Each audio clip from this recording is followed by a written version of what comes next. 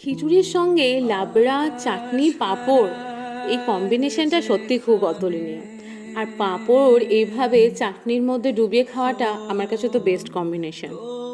তো কার কার এরকম খিচুড়ি, চাটনি, পাঁপড়, লাবড়া খেতে পছন্দ করো অবশ্যই কমেন্টে জানিও। আমি এখানে আজকে তোমাদের সাথে চাটনির রেসিপিটা শেয়ার করব। জানি অনেকে অনেক সুন্দর সুন্দর চাটনি বানাও। তো সেদিন আমার বর চাটনি বানিয়েছিল, সত্যি খুবই সুন্দর হয়েছিল। আর শীতকালে মরশুম যখন, এই তাজা তাজা টমেটো থাকবে, যে টমেটোগুলো একটু টকটকও হয়, তো সেই টমেটো থাকবে আর চাটনি বানানো হবে না, তাই হয়। তো সবার বাড়িতেই নিশ্চয়ই এরকমভাবে চাটনি বানানো হয়। তো আজকে আমি সেই চাটনির রেসিপি তোমাদের সাথে শেয়ার করছি। তোমরা কি আমার মতো বানাও, সেটাও অবশ্য কমেন্টে বলবে কীরকম বানাও।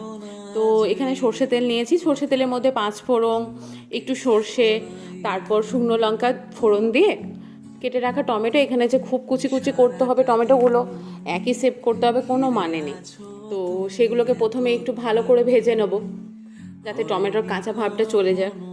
আর এখানে কোনো রকম জল দেবার দরকার নেই, টমেটোর জলেই টমেটোটা সেদ্ধ হয়ে যাবে।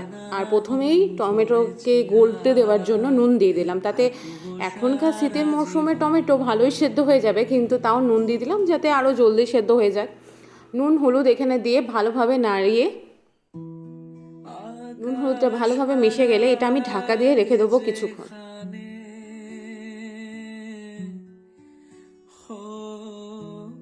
কিছুক্ষণ ঢাকা দিয়ে রেখেছিলাম।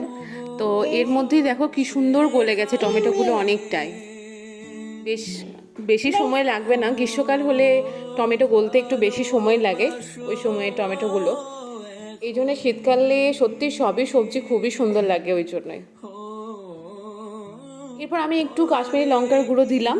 এখানে অলরেডি দেখো কালারটা খুব সুন্দর এসছে, কিন্তু কাশ্মীরি রং দিলে রংটা আরও সুন্দর লাগবে।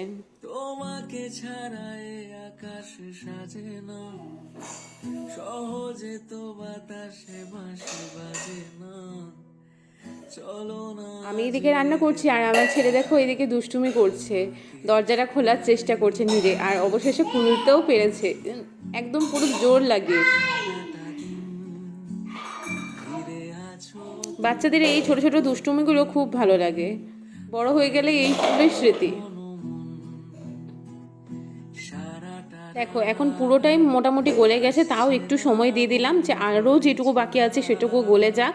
আর মুখের মধ্যে যদি টমেটোর একটু গোটা গোটা থাকলেও খারাপ একটা লাগে না।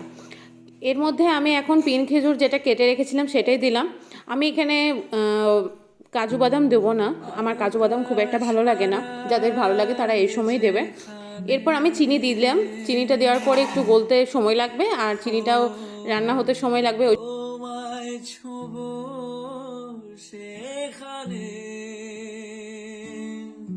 চিনিটাও এখানে ভালোভাবে মিশিয়ে নেব।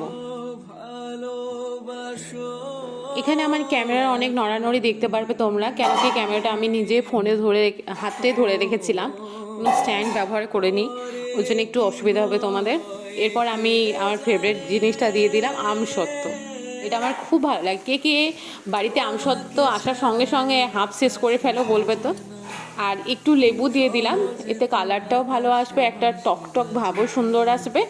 আর চিনিতে অনেক সময় বলে না অনেক রকম ময়লা থাকে, যার জন্য কালারটা ভালোভাবে আসে না, সেটাও সুন্দরভাবে চলে আসবে।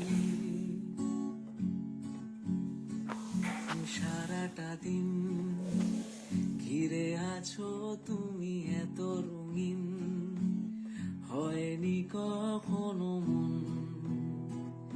সারাটা রাত। এই তো আমার চাটনি রান্না শেষ, এরপর আমি খেতেও বসে গেছি। আর আজকে সমস্ত রান্নাগুলো এত সুন্দর হয়েছে, যেমন হয়েছিল সুন্দর খিচুড়ি, তেমনি লাবড়া, তারপর চাটনি, পাঁপড়, সব মিলে একেবারে দুর্দান্ত। কাদের আমার ভিডিও দেখেই খেতে ইচ্ছা করছে তারা চলে এসো আমার বাড়িতে। আর অবশ্যই জানাবে তোমাদের এরকম কম্বিনেশনটা কার ভালো লাগে, আমার তো খুব ভালো লাগে। টাটা, বাই বাই, দেখা হবে অন্য ভিডিওতে। ভালো থেকো, সুস্থ থেকো, টাটা।